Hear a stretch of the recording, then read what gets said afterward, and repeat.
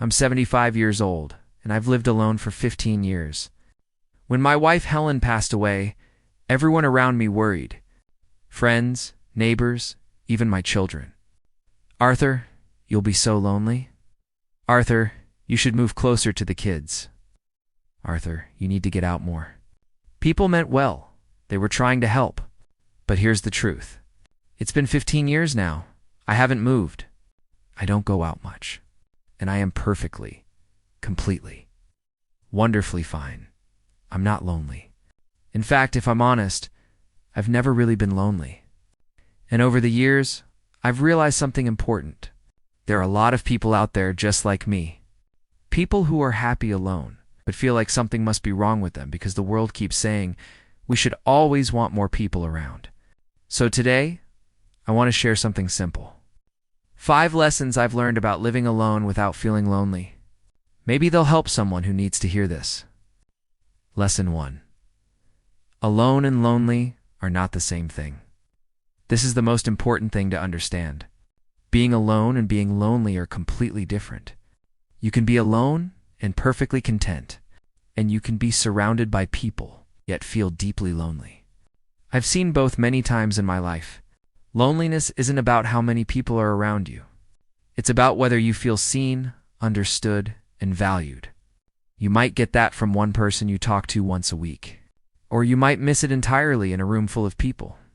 Every Sunday I talk to my daughter Karen. 20 minutes, sometimes 30. And honestly, that's enough for me. Some people need more connection than that, and that's perfectly fine. But don't assume you need constant company just because the world tells you that you should. Figure out what you actually need. It might be less than you think. Lesson 2. Build a routine.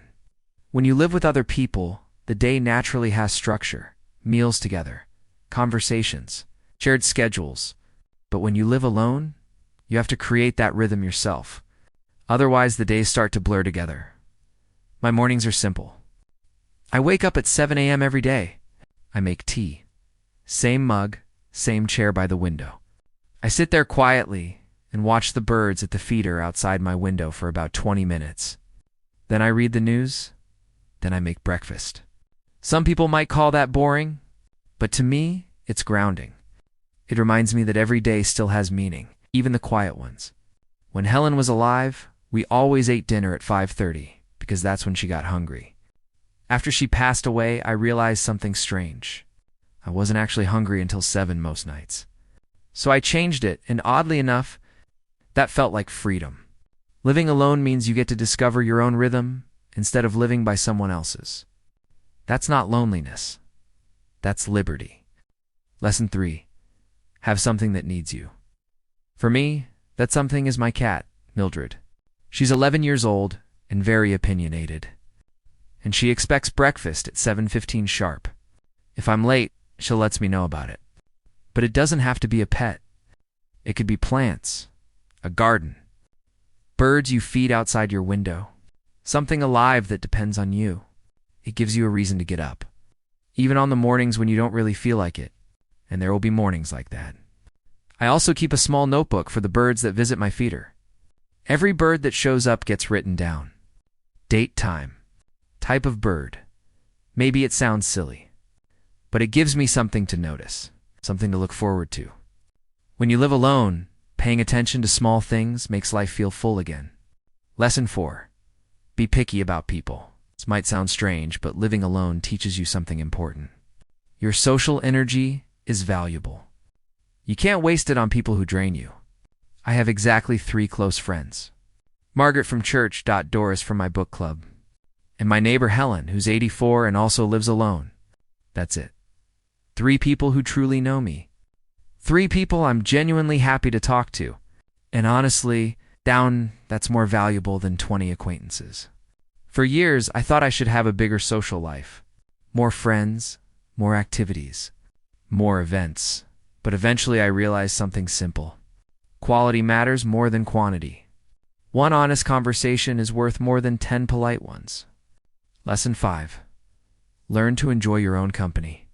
This is the big one. When you live alone, spend a lot of time with yourself.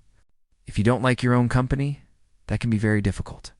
But if you learn to enjoy your own company, living alone can actually be peaceful. It took me many years to accept who I am. I used to think I was too quiet, too boring, too much of a homebody. I'd compare myself to loud, outgoing people and think I was doing life wrong. But I wasn't doing it wrong. I was just doing it differently. I like reading. I like quiet mornings with tea. I like watching birds and petting my cat. I like going to bed early. And at 75 years old, I finally stopped apologizing for any of that. I still miss my wife, Helen. 47 years together leaves a big space in your life. There's an empty chair at my table that will always stay empty. But missing someone is not the same thing as being lonely. She's still part of my memories, part of my life. And life continues. A quieter life, yes, but still a full one. So if you're living alone and wondering if something is wrong with you, let me leave you with these 5 reminders. Alone and lonely are not the same thing. Create a routine that gives your day meaning. Care for something that needs you. Choose your people carefully. Learn to enjoy your own company. That's it. Now, if you'll excuse me, it's almost time for my afternoon tea. And Mildred is already staring at me like I've been talking far too long. Take care of yourself, and remember, a quiet life can still be a very beautiful life.